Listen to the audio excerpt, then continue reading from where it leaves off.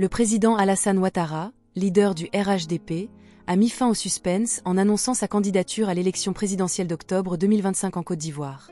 Dans une déclaration solennelle relayée par les médias, il a expliqué ce choix mûrement réfléchi, motivé par l'intérêt supérieur de la nation.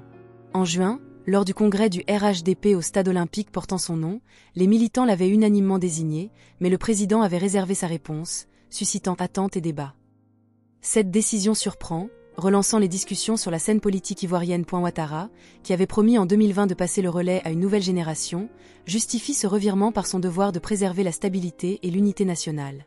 Après 15 ans de présidence marquée par une croissance économique moyenne de 6 à 7% et une réduction de la pauvreté de 55% à 37%, il argue que son leadership est crucial dans un contexte mondial instable, marqué par la Covid-19, la crise ukrainienne et les défis sécuritaires régionaux, notamment le terrorisme. Sa candidature, selon lui, répond à l'appel des Ivoiriens pour consolider ses acquis. Cependant, cette annonce soulève des controverses. Certains, comme le journaliste Sylvain Guédé-Débailly, questionnent la conformité constitutionnelle de cette quatrième candidature, la Constitution limitant le mandat présidentiel à 2 termes. En 2016, la nouvelle Constitution, validée par le Conseil constitutionnel, a relancé le débat sur la légalité de sa candidature, certains experts ayant alors nié sa possibilité. D'autres, comme Mamadou Touré, ministre et porte-parole adjoint du RHDP, défendent la légitimité d'Ouattara, soulignant que le Conseil constitutionnel a tranché en sa faveur en 2020. Sur le plan moral, la rétractation d'Ouattara, qui avait promis de ne pas se représenter, interroge. Ses adversaires dénoncent une candidature clivante, tandis que ses partisans saluent un sacrifice pour la nation. Ce choix redessine le paysage électoral, promettant des débats passionnés d'ici octobre 2025. La Côte d'Ivoire est à un tournant. Stabilité ou alternance, quel sera le verdict des urnes?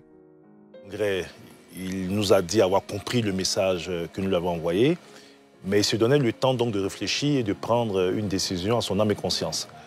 Et il nous a dit clairement, en toute transparence, que cette décision, il l'annoncerait à l'ensemble des Ivoiriens. Parce qu'au-delà du RHDP, vous devez savoir que dans beaucoup de régions, beaucoup de couches sociales ont aussi manifesté leur désir de voir le président se porter candidat. Le président l'a rappelé, il se porte candidat d'abord pour répondre au défi de la stabilité. Et je crois que c'est la principale raison pour laquelle beaucoup d'Ivoiriens ont souhaité qu'il soit candidat. Nous sommes dans une dynamique depuis bientôt 15 ans. Jamais la Côte d'Ivoire, après Houphouët-Boigny, n'a connu une longue période de stabilité politique, économique. Et pour beaucoup de nos concitoyens, il était important de consolider cela. Nous avons aujourd'hui des performances économiques avec un taux moyen de croissance d'autour de 6 à 7% depuis 15 ans. Et cette dynamique économique a permis de réduire donc la pauvreté. Nous sommes passés de 55% à 37%. Et cette dynamique économique a permis de multiplier par 3 le PIB de notre pays et de constater aujourd'hui une transformation progressive donc, de notre pays. Les Ivoiriens ont souhaité que le président Ouattara continue dans cette dynamique. On évolue dans un monde. On est tous contemporains de ce qui se passe dans le monde. Toutes les incertitudes qu'on a aujourd'hui, avec d'abord, ça a été la Covid qui a bouleversé complètement l'ordre mondial. Ensuite, aujourd'hui, avec la crise en Ukraine, qui a eu un impact sur les économies de la plupart des pays et surtout l'Afrique. Et nous avons aussi une sous-région qui est en proie à beaucoup de difficultés au niveau sécuritaire. Et la Côte d'Ivoire a ce défi, puisque nous sommes aujourd'hui entourés par quelques pays qui malheureusement sont victimes d'instabilité, souvent liées au terrorisme. Alors, dans ce contexte mondial, international et sous-régional, beaucoup d'Ivoiriens ont estimé qu'il avait le leadership nécessaire, l'expérience nécessaire pour conduire pendant 5 ans notre pays et prémunir donc notre pays contre tous ces fléaux et défis. Voilà un peu. Et le président a répondu à cela, en toute transparence. Et je vous ai dit qu'au niveau des RHDP, nous nous satisfaisons donc de cette réponse que le président a donnée. Ça a été une réponse, une décision difficile pour lui, mais c'est aussi un sacrifice qu'il fait pour son pays. Et nous mesurons l'ampleur et l'enjeu du sacrifice fait par le président. Et je pense que beaucoup d'Ivoiriens sont de cet avis. Et d'ailleurs, vous avez vu, dans toutes les villes, que ce soit à l'est, à l'ouest, au centre, au nord, de façon spontanée, des Ivoiriens ont manifesté leur joie relativement à cette annonce. Il nous revient maintenant. Moi, je considère que le président a fait sa part. Il est candidat. Il nous revient maintenant donc, de porter cette candidature et de faire en sorte qu'à l'élection présidentielle à venir, dès le premier tour, il puisse gagner avec une large majorité donc, de l'électorat et pour lui donner donc, tout le ressort nécessaire pour donc, faire face aux défis qu'il a lui-même énoncés dans son discours. Très bien. Sylvain Guédé-Debaï. Question? Analyse? Oui. D'abord, c'est de dire que la réponse qui était attendue et qui a été donnée par le président Ouattara ne me surprend guère, parce que nous avons observé tout ce qui a précédé à cette annonce. Il y a eu d'abord le congrès du 22 juin qu'il a évoqué, et puis il y a eu sa réponse qu'on a entendue, où il disait qu'il allait s'accorder un temps de réflexion. Et tout ce temps-là, il a fait durer donc la réponse pour enfin dire que, bon, il s'annonce comme candidat, parce que la justification sous-jacente, c'est-à-dire que derrière cette réponse-là, c'est de dire que, bon, en 2 mois, on ne peut pas préparer un candidat pour qu'il puisse être efficace et gagner l'élection. Voilà, ça aussi, ça relève en quelque sorte de la ruse. Mais la question que je voudrais poser à M. le ministre, c'est de savoir, est-ce qu'on est candidat par rapport à ce que prescrit la Constitution, ou bien on est candidat parce qu'on a bien travaillé, parce qu'on est celui-là qui peut barrer tous les vices, qui peut être un levier contre tous les vices qu'il a énumérés. On est celui-là qui peut être, n'est-ce pas, mener à bien la politique monétaire, etc. On est candidat pour cela, ou bien on est candidat par rapport à la Constitution. Parce que la Constitution ivoirienne prescrit que le mandat présidentiel, c'est 5 ans, renouvelable une fois. Et lui-même, il a eu à le répéter à chaque fois. On en est aujourd'hui à une 4e candidature, qui n'est pas un 4e mandat pour le moment. Parce qu'il prétend, il aspire à un 4e mandat, mais il peut ne pas l'avoir aussi. Alors, ma question est celle-là. Est-ce qu'on est candidat par rapport à la Constitution, ou bien parce qu'on a bien travaillé? Sinon, Foué-Boigny ne serait jamais parti. Il est mort, en fait. Il n'a pas S'il vous plaît. Mamadou Touré, réponse, allez-y. D'abord, lui dire qu'il n'y a pas de ruse avec le président Alassane Ouattara. Et il ne faut pas réduire les enjeux à un simple scrutin présidentiel. Vous savez, dans ce monde, il y a beaucoup de présidents qui sont devenus présidents de la République et qui se sont avérés des mauvais présidents, n'étant pas à la hauteur donc, des aspirations des populations. On en a eu en Côte d'Ivoire. Donc tout n'est pas l'élection présidentielle. L'enjeu va au-delà de l'élection présidentielle. L'enjeu, c'est exactement ce que vous venez de dire et ce que le président Ouattara a dit. On est candidat et on veut être président pour apporter des réponses aux préoccupations des populations. On est candidat parce qu'on veut apporter la sécurité aux populations. On est candidat parce qu'on veut apporter un mieux-être aux populations. Donc l'élection n'est qu'un mécanisme démocratique qui nous permet d'avoir cette légitimité pour mettre en œuvre donc, tous ces projets. Donc il n'y a pas de ruse. Ce n'est pas une question de préparer quelqu'un en 2 mois, ça va largement au-delà de ça. La Côte d'Ivoire a besoin d'un leadership éclairé pour faire face aux défis que j'ai énumérés et qui sont contenus dans le discours du chef de l'État. Vous dites, est-ce qu'on est candidat parce qu'on respecte les clauses de la Constitution ou on est candidat parce qu'on veut améliorer les conditions de vie des populations? Mais c'est les deux.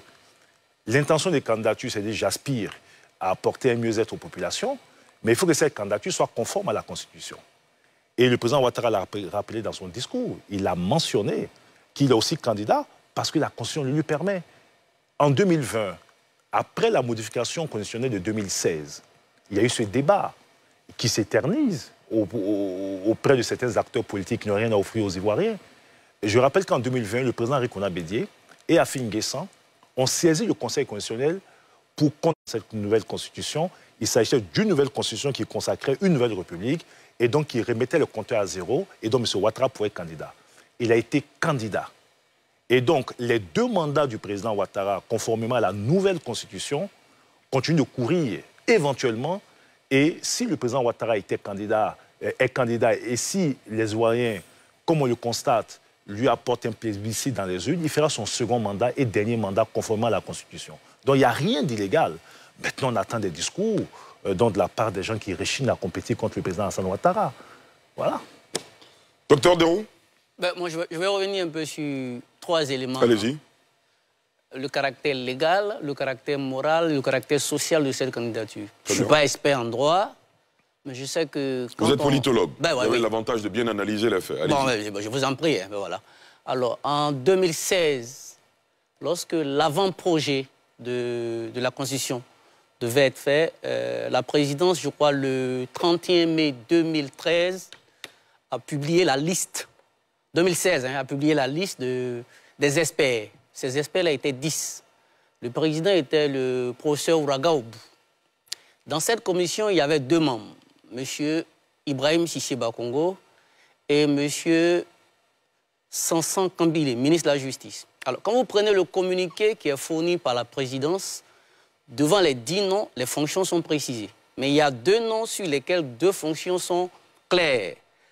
C'est précisé devant le nom de M. Bakongo, en plus de son rôle de conseiller, il était alors conseiller du président de la République, c'est précisé commissaire du président de la République.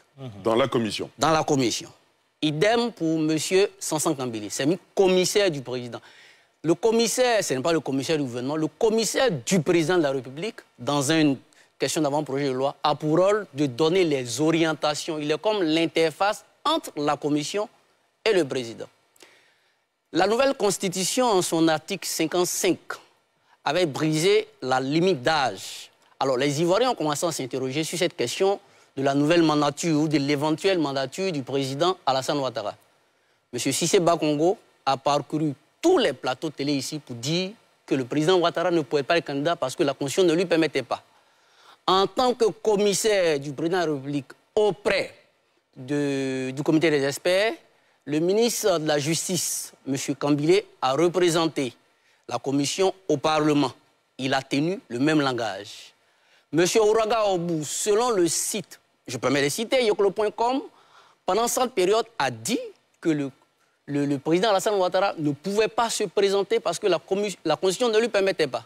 Alors, qu'est-ce qu'on constate? Lorsqu'en 2020, principalement le 6 août, le président fait volte-face après avoir annoncé le 5 mars qu'il ne serait plus candidat, il justifie cela par un cas de force majeure dû au décès de M. Amadou Gon.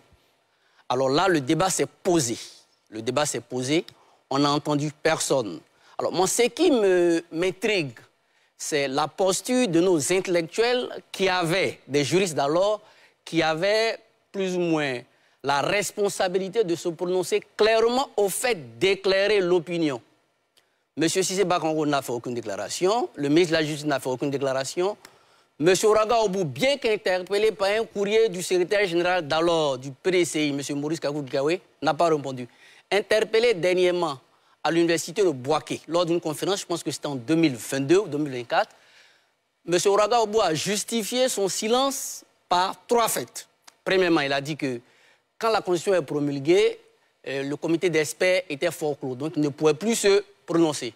Deuxièmement, il a estimé, j'emploie son expression, que le débat était pourri. Donc, il ne pouvait plus se prononcer parce que le débat n'était ni juridique, il était devenu politique. Donc, lui, en tant que juriste, il ne pouvait plus se prononcer. Troisième élément, il dit avoir dit que le président ne sera pas candidat et non avoir dit que le président ne peut pas être candidat. Analysons un peu les faits de M. Ouraga Obou. Même pendant la période de la promulgation, c'est pendant cette période-là avant que M. Bakongo et M. Kankan Sambile se sont prononcés. S'ils n'étaient pas d'accord, ils pouvaient le faire. Deuxième élément, quand il dit que le débat était devenu politique, n'était plus juridique, en tant que citoyen, il pouvait donner son avis. Et les militants du président Alassane Ouattara d'alors, le seul constitutionnaliste dont moi j'ai mémoire qu'ils ont, c'est un certain Richard Maton qui, après recherche, serait un constitutionnaliste fictif. Or, c'est son analyse, c'est son argumentaire qui était mis en avant. Alors finalement, le professeur Ouraga Obou dit, il se remet au Conseil constitutionnel. Ça ressemble un peu à du juridisme et c'est ce qui interpelle. Donc au niveau juridique, c'est ce premier élément. Deuxième élément, c'est le niveau moral. Permettez que je finisse. Bon, allez-y, de toute façon, on a tout le temps. Voilà, donc, non, je finis en même temps. Allez-y. Au niveau moral, vous savez, quand un président vient dire, moi j'ai suivi toutes les interviews du président Ouattara avec la presse française, il était meurtri, il a même été interpellé par Marc Perelman de France 24, le traitant le mégalomane, il a dit non, que ce n'est pas dans son sens, c'est parce qu'il était vraiment coincé. En 2017, il a encore interpellé le président Mugabe lui disant de passer dignement le flambeau, que ce n'était pas intéressant. Quand après tout ça, le président Alassane Ouattara, après 15 ans de pouvoir, il avait demandé 5, revient encore se rétracter, parce que c'est une rétractation, s'inquiète pour la morale, pour la figure politique qu'il est, pour la respectabilité qu'il a accompagnée avec tout son parcours politique, ce ne sont pas des éléments qui sont faits pour le corroborer. Au niveau social, enfin, quand on s'appelle Alassane Ouattara, qu'on a fait l'opposition, que le maître mot de tout ce qui a été au sein de sa campagne, c'est l'exclusion, quand on arrive, qu'on déclare lors d'une visite d'État à Katiola qu'il n'aurait pas d'exclusion, il serait intéressant, dans ce contexte, de faire l'effort de ramener tous les Ivoiriens, tous ces leaders-là qui ne sont pas à la table, sur la liste, afin de voir équilibrer. Mais quand, en plus de se rétracter, en plus de se fier seulement, parce que le seul argument que les partisans du président Ouattara ont, c'est le Conseil constitutionnel a dit. Il n'y a pas d'argumentaire. Ce n'est pas, pour moi, c'est une candidature qui est clivante et ça n'augure pas forcément d'une stabilité. Je ne suis pas en train de citer quiconque, hein, mais je veux dire, il serait intéressant de prendre des mesures qui pourraient contribuer durablement à la stabilité de la Côte d'Ivoire. On va laisser Mamadou Touré réagir. Allez-y, monsieur le ministre. J'écoutais avec beaucoup d'intérêt ce long développement. En réalité, c'est de réchauffer. Ce que vous dites là a été dit en 2020, lorsque le président Ouattara était candidat. Ce sont les mêmes arguments. Vous n'avez pas évolué. Lorsqu'on est dans un état de droit, le débat, il est libre. Bakongo fut-il collaborateur du président de la République, a une opinion. Et on se doit de respecter son opinion. Vous ne parlez pas de Mamadou Koulibaly, qui avait dit qu'avec la nouvelle constitution, M. Ouattara pourrait être candidat. Vous n'en parlez pas. Vous ne parlez pas d'Afi N'Guessan, qui avait dit aussi, dans une opinion libre, qu'avec cette nouvelle constitution, M. Ouattara pourrait être candidat. Vous vous figez à prendre seulement ceux qui peut-être avaient un avis contraire. Chacun est libre de son opinion et de son avis. La seule juridiction dont l'interprétation de la Constitution compte, avec effet juridique, c'est le Conseil constitutionnel. Et je vous dis que ces arguments que vous soulevez, ces arguments ont été soulevés par Nkona Bédié et Afi N'Guessan devant cette juridiction. Il y a eu les avocats d'Nkona Bédié, les avocats représentant M. Ouattara, qui sont retrouvés devant la juridiction. Argument contre argument. Et les juges constitutionnels, qui sont totalement indépendants et libres, ont, selon leur interprétation, jugé que la Constitution permettait à M. Ouattara d'être candidat. On a eu le même cas au Sénégal. Au Sénégal, lorsque M. Ouad, l'ancien président, a modifié la Constitution et a voulu faire un troisième mandat, l'opposition a saisi le Conseil constitutionnel. À partir du moment où le Conseil constitutionnel a tranché, selon son interprétation, selon donc, la nouvelle Constitution sénégalaise qui permettait à M. Ouad de faire un autre mandat, l'opposition est allée à un scrutin, donc M. Macky Sall, il a battu M. Ouad. Donc ce débat, il est dépassé. Alassane Ouattara est candidat. Sa candidature a été validée conformément à la nouvelle Constitution en 2020. Si ça vous pose un problème, vous avez l'occasion, à l'occasion de ce scrutin, de faire une requête encore devant le Conseil constitutionnel avec tous les arguments que vous avez, et il reviendra au Conseil constitutionnel de décider. C'est ça aussi un état de droit. La question morale, moi, je vais la retourner. Et je vous retourne cette question, à travers vous, à tous ces acteurs politiques. En définitive, c'est quoi la morale? C'est de se vertuer à éliminer un adversaire. En réalité, tous ces arguments, c'est du TSO. Je suis obligé de vous dire, c'est du tout sauf Ouattara. Des gens qui ont passé une vingtaine d'années à détester un homme, à vouloir exclure un homme, à monter de façon artificielle, on l'a vu dans ce pays, des lois pour l'exclure, etc., sont tous dans cette logique d'exclusion donc de ce monsieur, en dépit donc, des décisions de justice et donc du Conseil constitutionnel. Donc s'il y a un problème de morale, c'est à votre niveau. Eh bien, vous allez vous faire avec, parce qu'il est candidat. En tout cas, sa candidature sera donc déposée. Vous parlez du côté social, mais quand vous prenez toutes ces populations, au-delà même de son camp politique, ces anonymes dans toutes les régions, qui ont exprimé de façon ouverte et à visage découvert, ont demandé au président Ouattara de faire un autre mandat, d'être candidat, parce qu'il leur procure la sécurité. Parce qu'en face, il y a qui? En face, ils ont des gens qui leur font peur, des prophètes du chaos, qui passent leur journée à prédire l'apocalypse sur la Côte d'Ivoire, et qui, pour la plupart, ont géré ce pays, ont ramené ce pays dans l'abîme. Et les Ivoiriens sont suffisamment contemporains de ces deux Côtes d'Ivoire. La Côte d'Ivoire qui existait avant Alassane Ouattara, avec ce dans quoi on était, et la Côte d'Ivoire d'aujourd'hui avec tous les progrès réalisés. Maintenant, les débats philosophiques, intellectuels, c'est libre. Et je respecte votre opinion, mais votre opinion, malheureusement, aujourd'hui, n'est pas l'opinion du Conseil constitutionnel. Professeur Banga, Moi, déjà, pour revenir sur la morale, peut-être, j'ai une phrase qui est devenue finalement un épigraphe après la déclaration du président Alassane Ouattara. Le devoir peut parfois transcender la parole donnée de bonne foi. Est-ce que justement, ce n'est pas un petit problème moral quelque part en disant que je m'engage, mais je ne le fais pas par le devoir? D'autant plus que si on écoute le président du PDC-RDA dans une interview, Alassane Ouattara lui avait promis de ne pas être candidat. Donc, comment vous réagissez à cette promesse encore? C'est pas ça que... Deuxième chose de ma réflexion, j'ai l'impression, il y a 2-3 semaines, peut-être moi, vous étiez ici sur ce même plateau, je vous ai parlé du problème du RHDP. Parce que finalement, je vous avais dit que la plus grande force du RHDP, c'était Alassane Ouattara, mais finalement, ça peut devenir sa faiblesse, du RHDP. J'ai l'impression que le RHDP est en train de traîner son problème interne à toute la nation. Vous dites, par exemple, Alassane Ouattara est candidat pour la stabilité. C'est bien, mais la stabilité, c'est un homme qui l'a garantie ou c'est un système qui l'a garantie? Si c'est un homme qui l'a garantie, on est en danger. Ça veut dire que demain, si Alassane Ouattara ne peut pas être président, on ne sera pas stable. En revanche, si c'est un système qui le garantit, pourquoi tant alors s'accrocher à Alassane Ouattara si, au-delà, il a le mécanisme pour pouvoir garantir cette stabilité? Donc, en gros, est-ce que vous n'êtes pas en train de refaire la même chose, en train de fixer sur Alassane Ouattara? Parce qu'après 15 ans, personne ne se dégage chez vous, peut-être pour incarner la réussite et la poursuite du bilan, je suis le premier à le dire, plus que satisfaisant d'Alassane Ouattara. Troisième réflexion, là-dessus, vous êtes ministre de la promotion des jeunes. Vous ne pensez pas que en encourageant ou en sollicitant une candidature d'Alassane Ouattara de 83 ans, moi personnellement, d'ailleurs je l'ai déjà pris la parole publique plusieurs fois là-dessus, ça ne me gêne pas, mais vous en tant que ministre de la Jeunesse, surtout qu'en face, on a par exemple Diomaye Faye qui a été élu à je crois, 41 ans, non? C'est ça? On a la quarantaine, disons. Voilà, quarantaine, on a des tendances. Et la population ivoirienne a plus de, je crois, 2 tiers, moins de 35 ans. Est-ce que vous ne pensez pas qu'on n'est pas un peu has-been en défendant encore, surtout quand on est ministre de la Jeunesse, un candidat qui a 83 ans? Monsieur le ministre? Ça fait beaucoup de questions. Oui, bien sûr. Je ne suis pas sûr d'avoir tout noté. Et on n'est pas sûr de vous avoir tout le temps, donc quand vous êtes là, je peux les résumer. On en profite. Non, je vais essayer de revenir. Si j'oublie, vous pourrez... Sur la question de la morale, j'entends, on entend tous.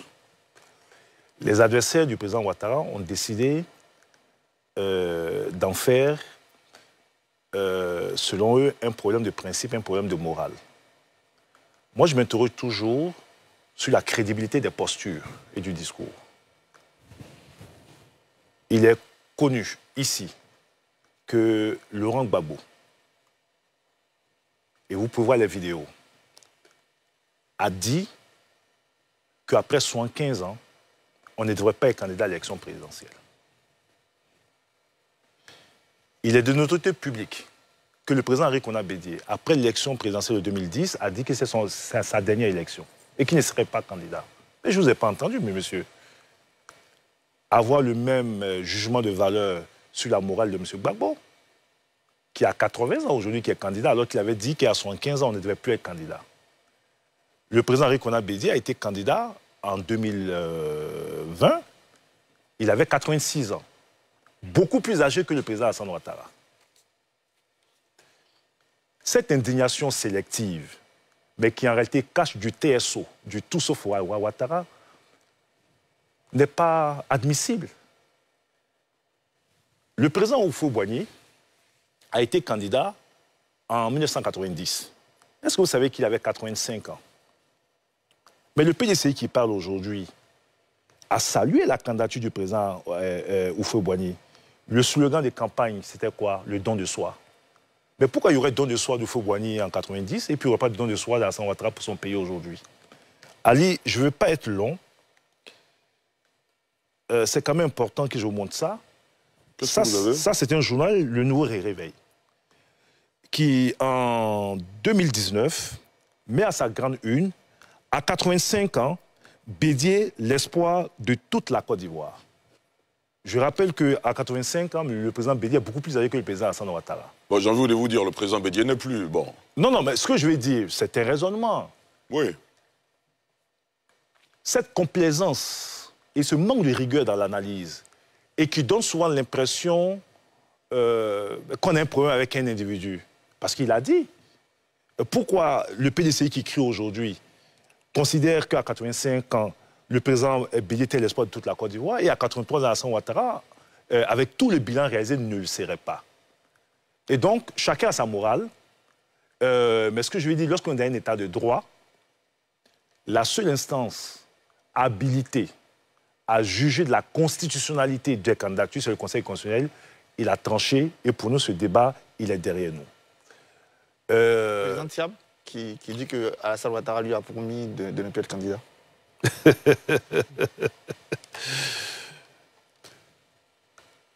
Mais j'ai envie de vous poser vous-même la question. C'est vous l'invité, c'est pas moi. Oui, mais quel crédit on accorde aujourd'hui au propos de M. Tidiane Thiam? Quel crédit vous accordez aujourd'hui au propos de M. Tidiane Thiam?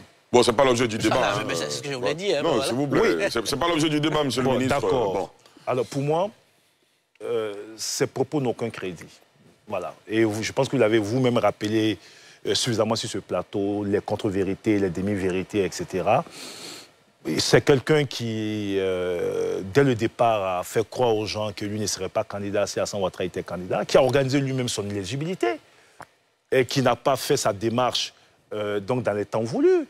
Donc, tu ne peux pas organiser toi-même ton éligibilité et détenir le débat. Le président Ouattara n'a fait de promesses à personne, notamment à Tidiane Thiam. Les engagements dont le président Ouattara parle, ce sont des engagements qu'il a pris vis-à-vis des Ivoiriens. En 2020, il a réuni le Parlement et il a eu une position. Et c'est ce qu'il dit. Voilà.